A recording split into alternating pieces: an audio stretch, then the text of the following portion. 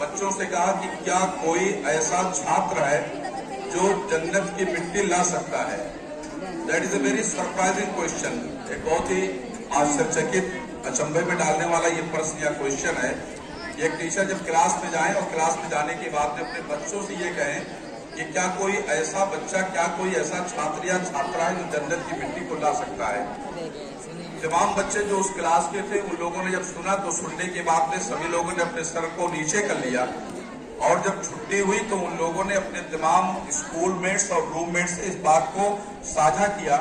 कि आखिर कैसे ये संभव हो सकता है कि हम में से कोई छात्र या छात्रा जन्नत की मिट्टी को, सर की मिट्टी को ला सकता है। बच्चे बहरहाल स्कूल से वापस घर गए। घर जाने के बाद उन्होंने अपने घर में डिस्कशन किया। घर से निकलने के बाद जब वो अपने सामाजिक परिवेश में गए, समाज में गए, गांव में गए, तब उन लोगों ने अपने दोस्तों से भी साझा किया, लेकिन कोई भी उनका साथी, कोई भी छात्र, कोई भी फैमिली मेंबर या विलेजर्स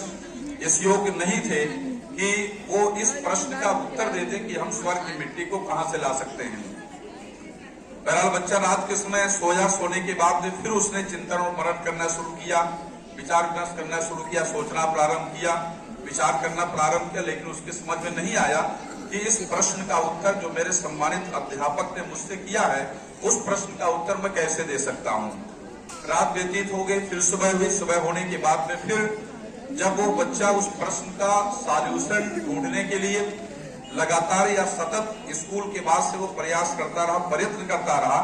तब जाकर के जब उसने बहुत ज्यादा कोशिश किया तो कोशिश करने के बाद में उसने ये पाया कि जब वो स्कूल तैयार होकर के आने ही वाला था, तब उसने देखा कि उसकी अम्मी या उसकी माँ कमरे से निकल करके घर के आंगन से होते हुए रसोई की तरफ जा रही थी। उस बच्चे की समझ में आया, उसने कोई सामान लिया और उस सामान को लेकर के जहां पर उसकी माँ ने घर के आंगन में, और उस लड़के का जो घर था वो मिट्टी का बना हुआ था,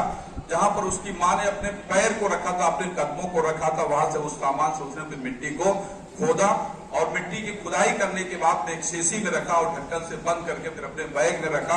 बैग रखने के बाद वो स्कूल पहुंचा। स्कूल पहुंचने के बाद में जब फिर उस दिन अंतिम पीरियड हुआ, तब जब उसके टीचर फिर क्लास में आए और क्लास में आने के बाद उन्होंने फिर उस क्वेश्चन को रिपीट किया, दोहराया कि क्या कोई छात्र ऐसा है जो जन्नत की मिट्टी उठा करके लाया है।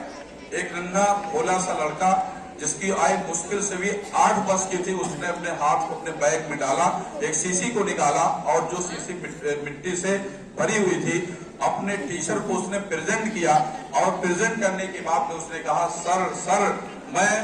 मैं अपने माँ के कदमों के नीचे की मिट्टी को उठा करके लाया हूँ, मैं स्वर्ग की मिट्टी को उठा करके लाया हूँ।